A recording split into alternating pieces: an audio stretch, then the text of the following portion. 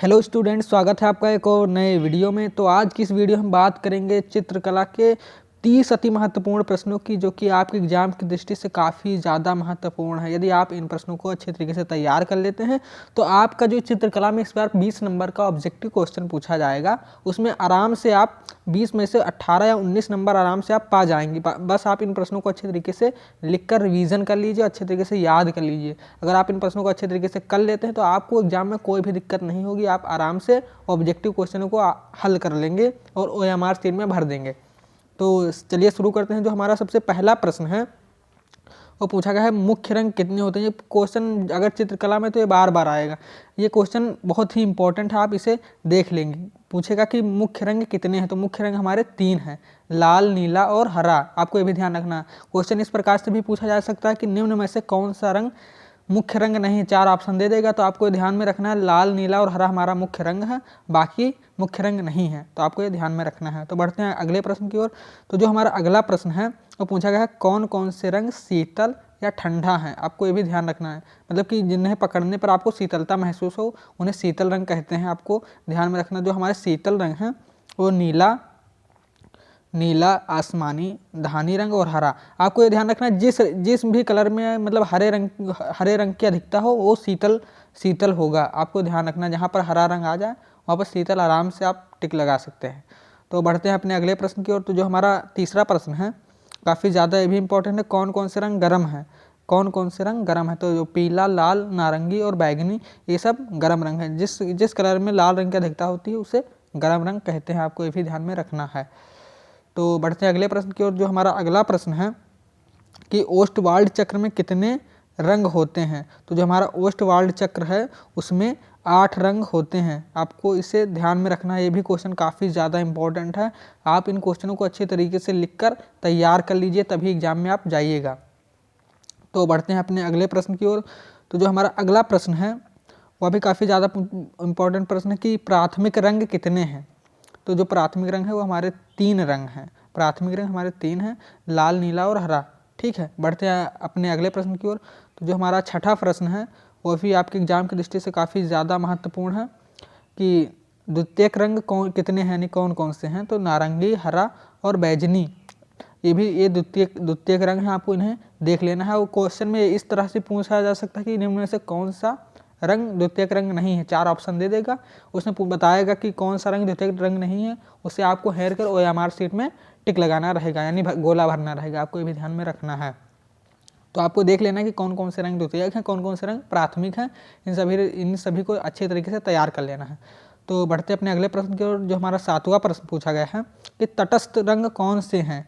तटस्थ रंग कौन से हैं। जो हमारा काला और सफ़ेद रंग होता है वो तटस्थ रंग होता है, यानी जिन्हें मतलब मिला देने पर जो तटस्थ रंग है, तटस्थ रंग उन्हें कहते हैं जिन्हें मतलब जो दूसरे कलर में मिला देने पर उनके जो रंग का हल्का किया जाता है, उन्हें तटस्थ रंग कहते हैं। तो जो काला और सफ़ेद है वो हमारे तटस्थ रंग हैं। इन्हें किसी भी कलर में मिला देने पर उनका रंग हल्का हो जाएगा। आपको इसे ध्यान में रखना है। तो बढ़ते अगले प्रश्न की ओर। जो हमारा अगला प्रश्न है, कौन कौन से रंगों का माध्यम पारदर्शी होता है। ये क्वेश्चन काफ़ी बार पूछा गया है चित्रकला के पेपर में। तो ये तेल रंग, जो तेलीय रंग होता है, तेल रंग, वो उसका माध्यम हमारा पारदर्शी होता है। आपको इसे भी ध्यान में रखना है। तो बढ़ते अपने अगले प्रश्न की ओर। जो हमारा अगला प्रश्न है वो पूछा गया कि सफ़ेद का विरोधी रंग कौन सा है, यानी सफ़ेद जो हमारा रंग है उसका विरोधी, यानी सफ़ेद का विरोधी रंग कौन है। तो जो सफ़ेद का विरोधी रंग है वो काला है, यानी अगर सफ़ेद में काले रंग को मिला देंगे तो पूरा ब्लैक हो जाएगा। तो आपको ये ध्यान में रखना है। फिर अगला प्रश्न पूछा गया कि पीले रंग का विरोधी कलर कौन सा है। पीले रंग का विरोधी रंग कौन सा है। तो जो हमारा बैगनी कलर होता है वो पीले रंग का विरोधी होता है। आपको इसे ध्यान में रखना है। जो हमारा बैगनी कलर होता है वो पीले रंग का विरोधी होता है। तो बढ़ते अगले प्रश्न की ओर। जो हमारा अगला प्रश्न पूछा गया है कि लाल, जो हमारा अगला प्रश्न पूछा गया है लाल रंग में नीला रंग मिलाने पर कौन सा रंग बनेगा। यदि इस तरह का अगर क्वेश्चन पूछा जाता है तो आपके पास एग्जाम में कलर रहेगा, आप दोनों कलर को मिला देंगे, आप देख लेंगे कौन सा कलर बना है, बस उसी को आपको ऑप्शन में टिक लगा देना है। तो मेजेंटा कलर बनेगा लाल रंग को नीला रंग में मिलाने पर। आपको इसे ध्यान में रखना है। तो जो हमारा अगला प्रश्न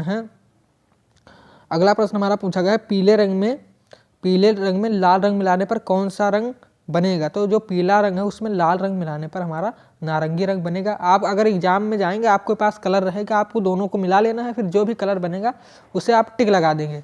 तो आपको ये ध्यान में रखना है, इसे कोई रटने की ज़रूरत ही नहीं। इस तरह के क्वेश्चन तो आप आराम से एग्जाम के हॉल में बैठ कर हल कर लेंगे। तो बढ़ते हैं अगले प्रश्न की ओर। जो हमारा अगला प्रश्न पूछा गया है कि इंद्रधनुष में कितने रंग होते हैं? इंद्रधनुष में कितने रंग होते हैं? तो इंद्रधनुष में हमारे 7 रंग होते हैं, violet, indigo, blue, green, yellow और ऑरेंज और रेड। ये मतलब 7 रंग हैं। हिंदी में बैगनी, जामुनी, नीला, हरा, पीला, नारंगी और लाल रंग कहते हैं। आपको इसे ध्यान में रखना है। आपके ऑप्शन में दे देगा कि निम्न में से कौन सा इंद्रधनुष में रंग नहीं है, उसमें काला रंग रहेगा। आपको ध्यान में रखना, काला पर आपको टिक लगा देना है, ऑप्शन सी पर रहेगा। बढ़ते हैं अगले प्रश्न की ओर। जो हमारा अगला प्रश्न है पूछा गया है, काफ़ी ज़्यादा इंपॉर्टेंट है ये क्वेश्चन, तो पूछा ही जाएगा। कला शब्द किस भाषा का है? तो कला शब्द जो हमारा है वो संस्कृत भाषा का शब्द है। आपको इसे ध्यान में रखना है। ये काफ़ी बार क्वेश्चन पूछा है कला के पेपर में, जो होंगे वो काफ़ी बार ये क्वेश्चन पूछा गया है उसी पेपर में। तो आपको इसे ध्यान में रखना है, क्योंकि यह कला का पेपर जो 12th में होता था उसमें मतलब ऑब्जेक्टिव में आता था, 10th में नहीं आता था। इस बार 10th में भी आ गया, तो ये क्वेश्चन काफ़ी ज़्यादा इंपॉर्टेंट है, आपको ध्यान में रखना है। तो बढ़ते हैं अगले प्रश्न की ओर। तो जो हमारा अगला प्रश्न है, कौन सी पेंसिल से बनाई गई रेखा अधिक मोटी होगी? तो जो हमारा 2B पेंसिल है उससे बनाई गई रेखा हमारी अधिक मोटी होगी। ये भी क्वेश्चन काफ़ी ज़्यादा इंपॉर्टेंट है। आपको इन प्रश्नों को अच्छे तरीके से लिख लेना है अपनी कॉपी में और इन्हें रिवीजन कर लेना है अच्छे तरीके से। आपको एग्जाम में कोई भी दिक्कत नहीं होगी। तो बढ़ते हैं अगले प्रश्न की ओर। तो जो हमारा अगला प्रश्न है इसमें पूछा गया है, कौन सी पेंसिल से बनाई गई रेखा अधिक पतली होगी? तो हमारा B जो पेंसिल है उससे बनाई गई रेखा हमारी अधिक पतली होगी। आपको इसे भी ध्यान में रखना है। तो बढ़ते हैं अगले प्रश्न की ओर, हमारे 17वें प्रश्न की ओर। जो हमारा 17वां प्रश्न पूछा गया है कि फूल और कली के बाहरी रेखाओं को बनाने के लिए किस नंबर के ब्रश का उपयोग किया जाता है, उपयोग करना चाहिए यानी? तो जो हमारा 0 और 1 नंबर का ब्रश है उसे फूल और कली को बनाने के लिए जो हमारा 0 और 1 नंबर का ब्रश है उसका प्रयोग करना चाहिए, यानी जो 0 और 1 नंबर का ब्रश है उसका प्रयोग हमें करना चाहिए। तो बढ़ते हैं अपने अगले प्रश्न की ओर। तो जो हमारा अगला प्रश्न क्वेश्चन नंबर 18 वो भी काफ़ी ज़्यादा इंपॉर्टेंट है। बनावट की दृष्टि से आलेखन कितने प्रकार के होते हैं? तो जो हमारा बनावट की दृष्टि से अगर पूछा जाए तो बनावट की दृष्टि से आलेखन 3 प्रकार के होते हैं। अगर खाली पूछे कि आलेखन कितने प्रकार के होते हैं तो हमारा आलेखन 2 प्रकार के होते हैं, लेकिन बनावट की दृष्टि से आलेखन 3 प्रकार के होते हैं। आपको इसे भी ध्यान में रखना है। तो बढ़ते अपने अगले प्रश्न की ओर, क्वेश्चन नंबर 19 जो कि काफ़ी ज़्यादा इंपॉर्टेंट है। अजंता की पेंटिंग किस काल की है? जो हमारा अजंता की पेंटिंग है वो सातवाहन और वाकाटक काल में बनाई गई थी। 1 BC यानी कि 1 ईसा पूर्व से 7 ईस्वी तक बनी, इसी के बीच में ये पेंटिंग बनी थी। आपको इसे भी ध्यान में रखना है। लगभग 800 साल लगे थे। मतलब 1 BC से हमारा 7 AD यानी कि 1 ईसा पूर्व से 7 ईस्वी तक इन्हीं कालों के बीच में पेंटिंग बनी थी। आपको इसे भी ध्यान में रखना है। तो बढ़ते हैं अगले प्रश्न की ओर। जो हमारा अगला प्रश्न है वो भी काफ़ी ज़्यादा इंपॉर्टेंट है। ये क्वेश्चन बहुत बार पूछा गया है, यानी कि ये क्वेश्चन 100% आएगा। उत्तर प्रदेश में ललित कला अकादमी कहाँ पर स्थित है? तो जो हमारी ललित कला एकेडमी है वो लखनऊ में स्थित है। आपको भी ध्यान में रखना है। उत्तर प्रदेश की राजधानी लखनऊ में ललित कला एकेडमी स्थित है। तो बढ़ते अपने अगले प्रश्न की ओर कि जो हमारा क्वेश्चन है 21वां पूछा गया, सूर्य की रश्मियों में कितने रंग पाए जाते हैं? तो जो हमने बताया कि 7 रंग पाए जाते हैं इंद्रधनुष में, तो वही रंग इसमें भी पाए जाएंगे। तो आपको ये भी ध्यान में रखना है। विबग्योर आपको याद कर लेना है बस। तो बढ़ते अगले प्रश्न की ओर। जो हमारा अगला प्रश्न है पूछा गया है कि ऊँट की खाल पर चित्रकारी किस स्थान की विशेषता है? तो देखिए ऊँट कहाँ पर ज़्यादा पाए जाएंगे? जो ऊँट हमारा है वो राजस्थान, जहाँ पर मरुस्थलीय भूमि होगी वहीं पर पाए जाएंगे। तो ऊँट हमारा राजस्थान में पाया जाता है ज़्यादातर। तो आपको ये भी ध्यान में रखना है। जो हमारा ऊँट वाला क्वेश्चन अगर पूछे जाएगा कहीं पर, अगर ऊँट आपको दिख जाए तो आप ज़्यादातर राजस्थान के इलाके का नाम लगाएंगे। तो जो हमारा बीकानेर है, बीकानेर राजस्थान में है। बीकानेर की जो हमारी नमकीन आती है वो भी राजस्थान की ही बनी होती है। तो जो बीकानेर है वो बीकानेर शैली की विशेषता है। आपको ये ध्यान में रखना है। तो बढ़ते हैं अपने अगले प्रश्न की ओर। जो हमारा अगला प्रश्न है वो भी इम्पोर्टेंट है। आलेखन का सर्वप्रथम महत्व क्या है? जो हमारा आलेखन का पहला महत्व है वो वस्तु को आकर्षित बनाना है, यानी कि किसी भी वस्तु को आकर्षित बनाना यही आलेखन का सर्वप्रथम महत्व है। तो बढ़ते अपने अगले प्रश्न की ओर, जो कि क्वेश्चन नंबर हमारा 24 है। पूछा गया एक त्रिभुज के समस्त कोणों का योग कितने अंश का होता है। जो हमारा एक त्रिभुज है उसका समस्त कोणों का योग हमारा 180 अंश होता है। जो हमारा एक त्रिभुज है उसके समस्त कोणों का योग हमारा 180 अंश होता है। आपको इसे भी ध्यान में रखना है। तो बढ़ते अगले प्रश्न की ओर। जो हमारा अगला प्रश्न पूछा गया है कि राजस्थानी चित्रकला में शिकार दृश्य किस शैली में अधिक हुआ है। तो जो राजस्थानी चित्रकला में शिकार दृश्य उदयपुर शैली में अधिक हुआ है। आपको इसे भी ध्यान में रखना है। बढ़ते अपने अगले प्रश्न की ओर। जो हमारा अगला प्रश्न है क्वेश्चन नंबर 26 कि लोक शैली के चित्रकार थे। जो हमारे लोक शैली के चित्रकार थे, ये क्वेश्चन काफ़ी ज़्यादा इंपॉर्टेंट, आपको इसे इनका नाम याद रख लेना है। तो महासुंदरी देवी थी, लोक शैली के चित्रकार महादेवी सुंदरी थी। आपको ये भी ध्यान में रखना है।